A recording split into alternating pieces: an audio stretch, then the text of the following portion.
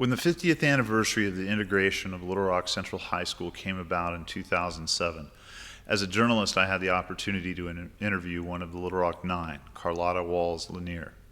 As I listened to her share her story with me, my stomach turned. I felt I had something to say.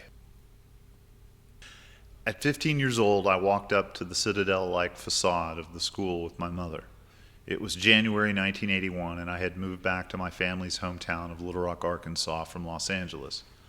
My mother stopped me at the bottom of the steps and told me she had to talk to me about our family and the history of this school. It was a history that dated back to 1957, when 9 black students would be the first to integrate a Southern public school. My grandfather, Dr. Dale Alford, was a physician and a member of the Little Rock School Board. He was one of the most outspoken members of the board opposing their entrance to the all-white school.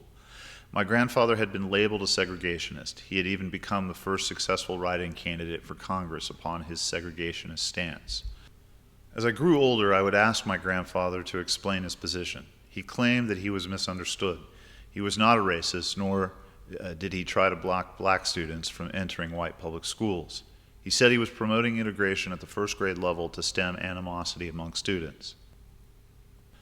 When my grandfather died and a reporter with the Arkansas Democrat-Gazette called asking for information, I told him what my grandfather had told me. The reporter, however, did his job and dug up stories from the past, and terms like militant segregationist had been used in the story of his death, offering me a different picture of the man I loved. Years later, when my mother died, I was sifting through boxes and found a book my grandfather had written.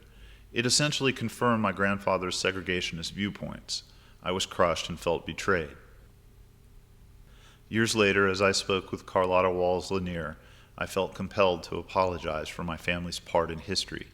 I told her that I didn't know whether or not my grandfather would have apologized, but I would like to think that the man I knew would have done so.